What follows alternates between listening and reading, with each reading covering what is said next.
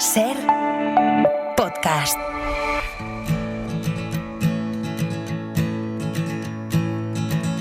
Driving through West Virginia, and I've seldom been thinner, with that chip on my shoulder.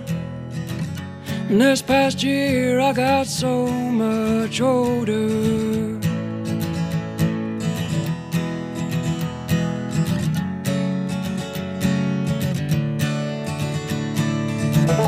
Looking back over my life, spent the most of it tongue-tied.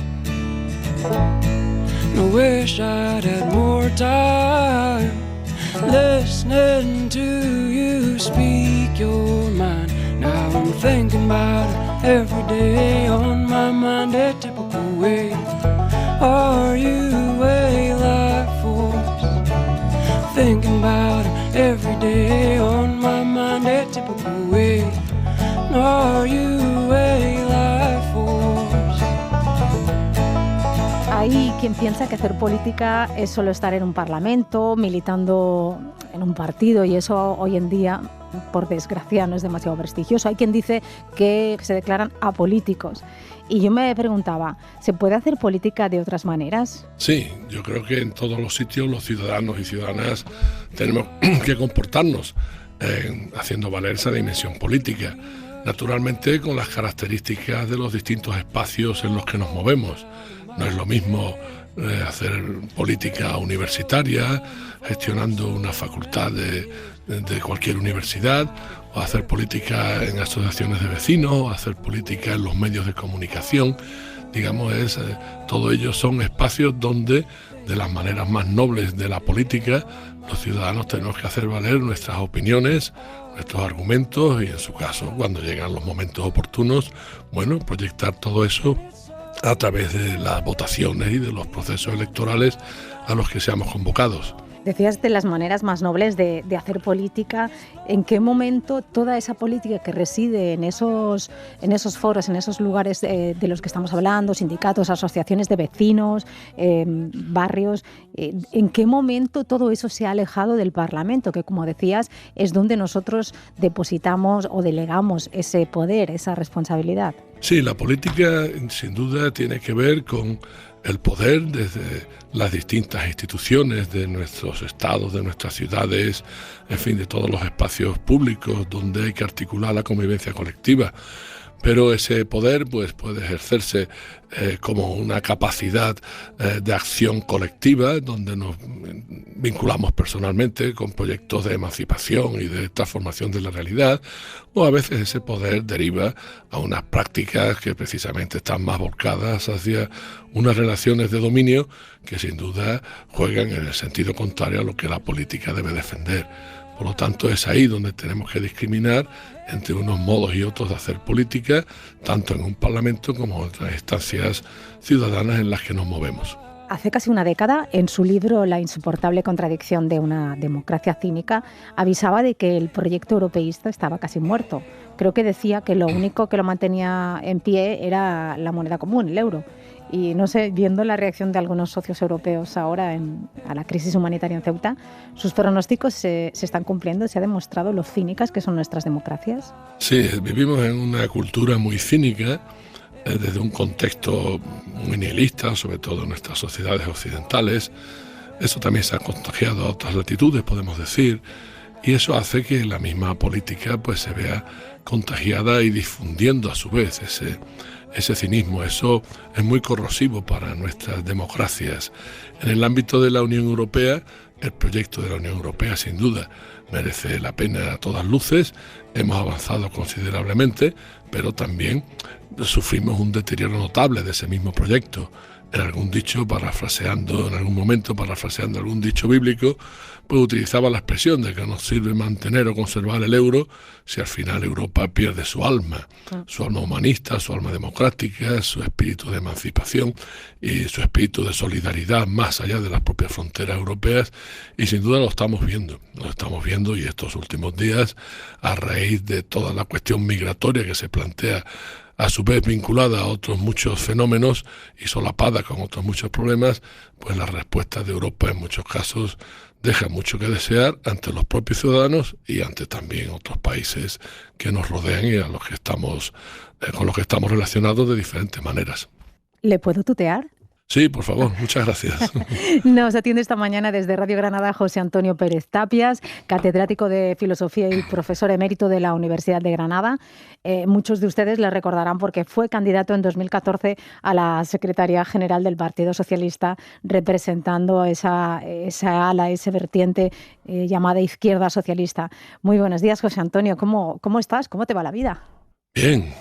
Además, muchísimas gracias por la invitación al programa y por poder tener esta conversación tan agradable. Yo creo que podemos hacerla muy interesante en estos momentos. Por lo tanto, bien.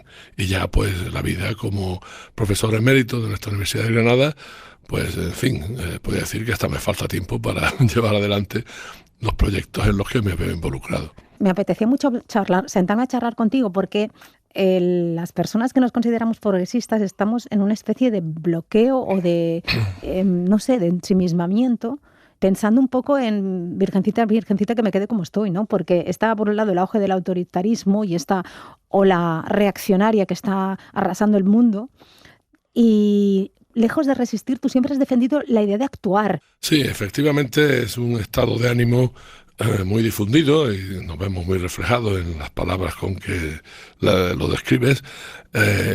Muchas veces hablamos recogiendo pues elementos de nuestra tradición cultural y reflexiones desde otros compañeros y compañeras u otros países. Hablamos de cierta melancolía y además melancolía de izquierda o en la izquierda. Recuerdo al profesor italiano Enzo Traverso con un magnífico libro sobre ello que me ha dado pie a mí también para reflexionar sobre el asunto. Es esa melancolía, digamos, que en la que nos vemos metidos cuando determinados proyectos vemos que se nos han vuelto del revés, cuando los empeños que pusimos no han fructificado, cuando cuesta mucho trabajo levantar alternativas frente a las realidades existentes, nos vemos inundados por esa melancolía, digamos, por esa tristeza o cierto derrotismo. Y eso es lo que hay que superar, transformar esa melancolía, sin duda, en capacidad de acción. ¿Cuántas revoluciones se han visto fracasadas? Y no vamos a hacer ahora la nómina de muchas de ellas. ¿Cuántos esfuerzos, cuántas vidas sacrificadas? Y uno se pregunta, bueno, ¿y a dónde nos ha llevado todo eso? En algunos casos, pues sí, han provocado avances de los que disfrutamos. En otros casos, pues se han visto metidas en retrocesos, sin duda, de un coste humano muy grande. ¿Cómo digieres tú que personas que se beneficien claramente de esos avances que tanto ha costado conseguir, ahora están del lado o con intención de votar a quienes quieren desballestar ese estado del bienestar, desballestar esas luchas que la socialdemocracia ha conseguido? Sí, bueno, un factor humano de tantos, el hecho de que la memoria es débil o es flaca, ¿no? Luego también hay otros factores que coadyuvan a que ese estado de ánimo se difunda tanto, y es que los mismos cauces que hemos utilizado para esos logros tiempo atrás, pues esos cauces se nos han quedado muy anquilosados, ya no nos sirven del todo, son modelos que responden a épocas pasadas y ahora mismo ya, digamos, no son tan válidos como antes o presentan muchos inconvenientes. Por ejemplo, la estructura partido, tal como la conocemos, pues se nos ha convertido en una estructura muy insuficiente.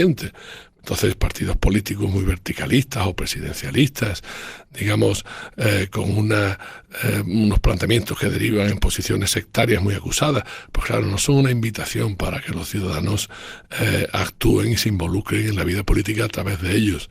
El debate político, pues también hay que llevarlo por unos cauces y además los medios de comunicación. Hacéis ahí una tarea fundamental, donde el intercambio de argumentos, de razones, de lo que se conoce como ingredientes de una democracia deliberativa, pues ello efectivamente se efectúe.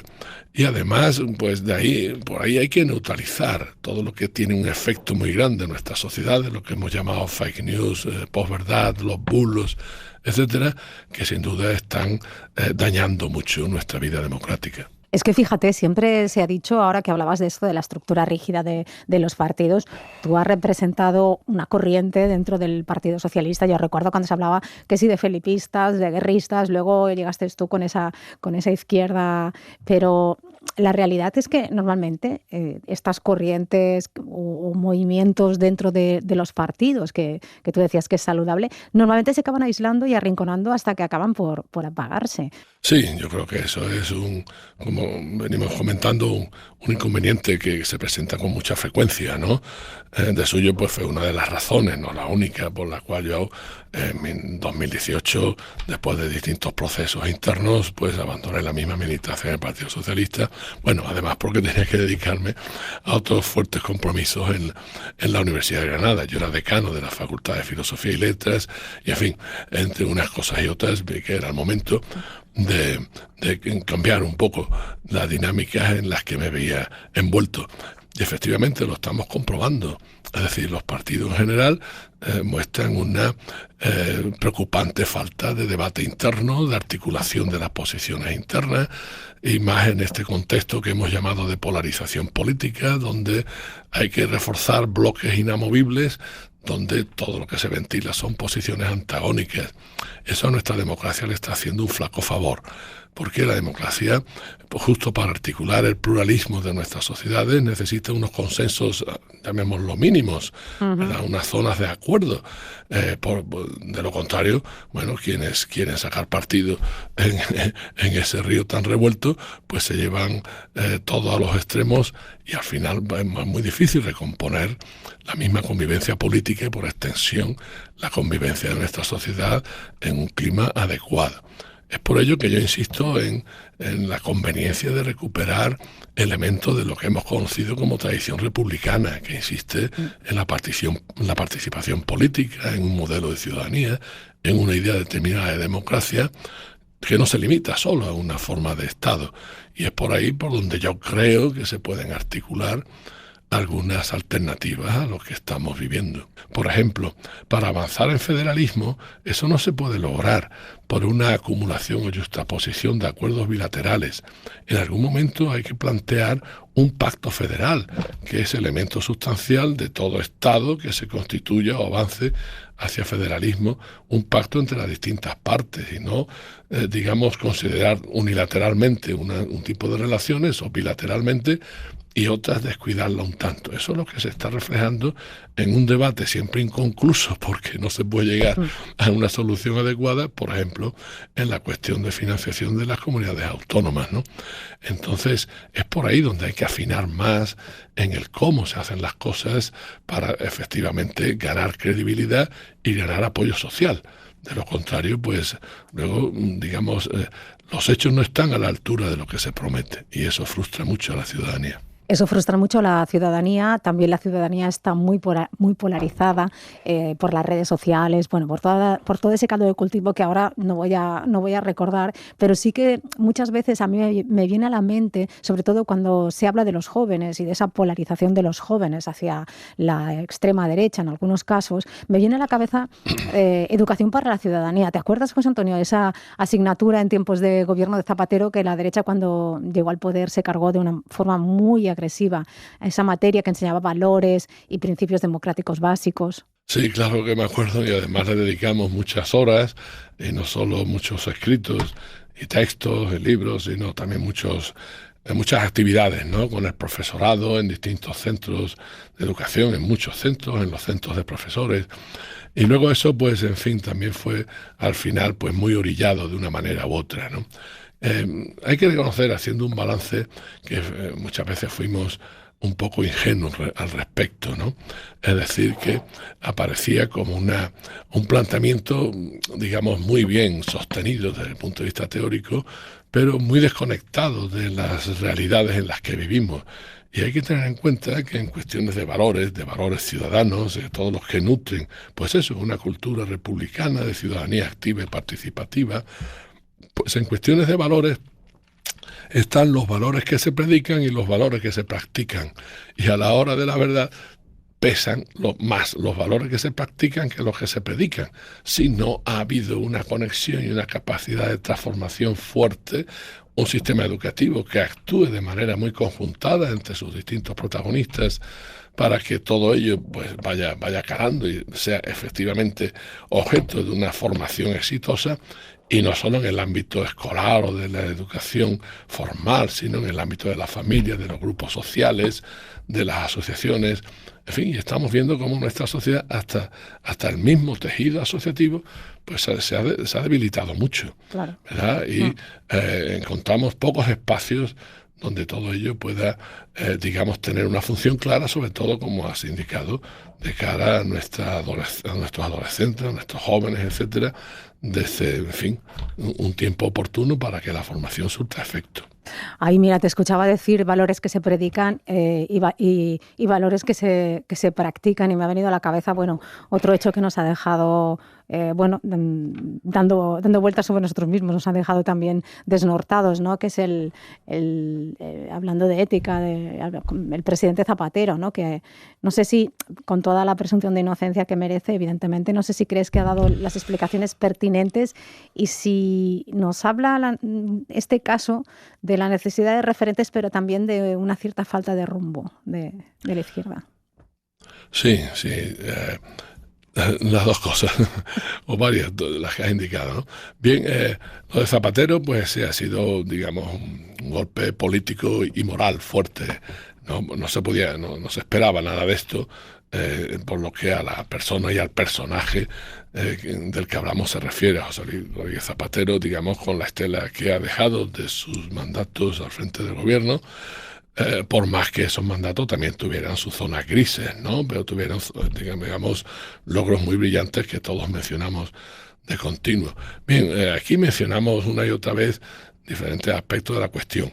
Uno de ellos, sobre los que, en fin, con todas las razones, se pone mucho énfasis, es la presunción de inocencia hasta que estas cuestiones, en fin, se vean dilucidadas judicialmente en los términos oportunos y suficientemente probados. Vale, de acuerdo, todos estamos en ello.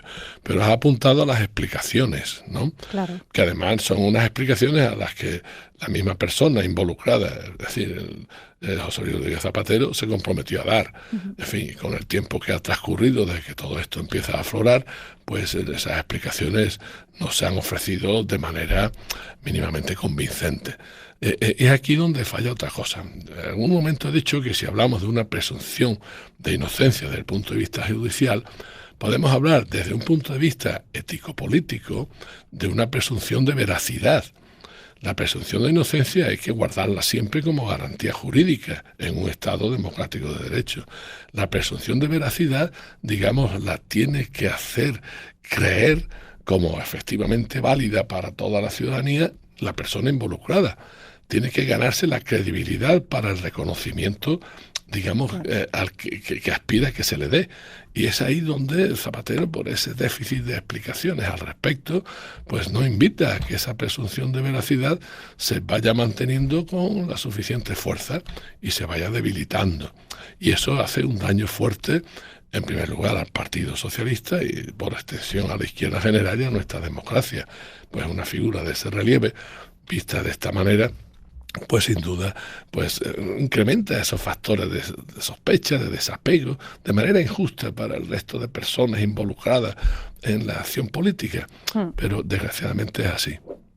No puedo dejar escapar esta mañana de sábado a un filósofo sin preguntarle, en estos tiempos en los que el algoritmo va como un caballo desbocado, ¿en qué momento vamos a tomar las riendas, o cómo tomar las riendas para domesticar esta inteligencia artificial? ¿En qué momento vamos a apostar por el pensamiento crítico y el humanismo para domesticar esta especie de caballo salvaje sin desbocado? Por una parte, es muy importante lo que has indicado, y además siempre me he dedicado a ello, a veces contracorriente. Es decir, en nuestra sociedad, en nuestro mundo en general, necesitamos una cultura cívica de corte humanista. Digamos, ese humanismo que yo con otros colegas lo presento como un humanismo otro, ya un humanismo diferente de épocas pasadas, aunque sea su heredero, no eurocéntrico, un humanismo que se haga cargo del proyecto de emancipación, recogiendo la tradición liberal y la socialista, que recoja el feminismo, digamos los motivos, digamos, a los que nos compromete el necesario cambio en cuestiones de ecológicas, medioambientales, que recoja, digamos, cómo abordar la pluralidad cultural ya de nuestra sociedad, de su diversidad tan intensa. Un humanismo de nuevo corte, ese humanismo otro. Hay que hacerlo valer. Y además, claro, digamos, como resorte cultural y reforzamiento, digamos, de nuestro espíritu colectivo, para poder domesticar una tecnología muy potente que hemos generado, en fin, porque las posibilidades nos las han brindado, pero que ahora mismo, digamos, se presenta con grandes riesgos. Siempre ha ocurrido que los avances tecnológicos se ofrecen muy ambivalentes en cuanto nacen, pueden servir para lo mejor y para lo peor. En este caso, pues estamos en ellos, solo que a una escala mayor. Digamos, si los logros pueden ser muy potentes, los perjuicios pueden ser tan potentes como los logros si eso no se domestica. ¿Cuál es el problema? Pues que esta tecnología hoy en su diseño, en su fabricación, en su difusión, en lo que se consigue con ella, está controlada por muy pocas manos, lo que se llaman oligarcas tecnológicos, en fin, estos grandes tecnopoderes. Se habla de un tecnofascismo porque hay quienes desde lo que han llamado esa, digamos, esa ilustración negativa, esa ilustración oscura, lo cual es una expresión contradictoria en sí misma, pues se posicionan contra la democracia misma. Entonces, claro, es una amenaza a la democracia si eso no se domestica. Bien, ¿cómo se encarrila eso? No lo tenemos fácil. No lo tenemos fácil porque, digamos, penetra por todos los poros de la vida social, de la vida intelectual, del mundo académico. Es decir, ahora no nos podemos sustraer a los efectos de la inteligencia artificial.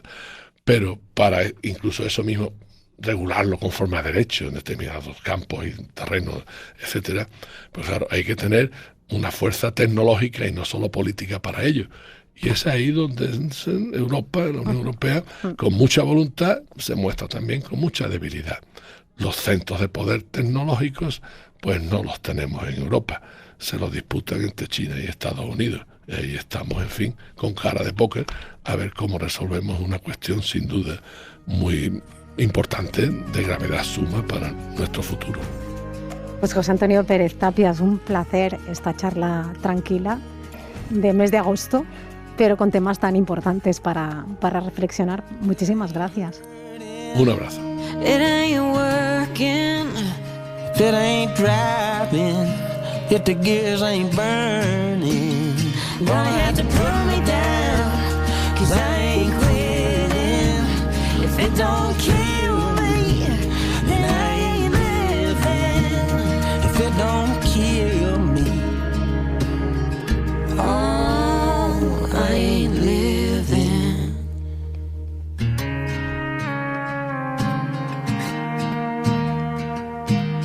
Para no perderte ningún episodio, síguenos en la aplicación o la web de la SER, Podium Podcast o tu plataforma de audio favorita.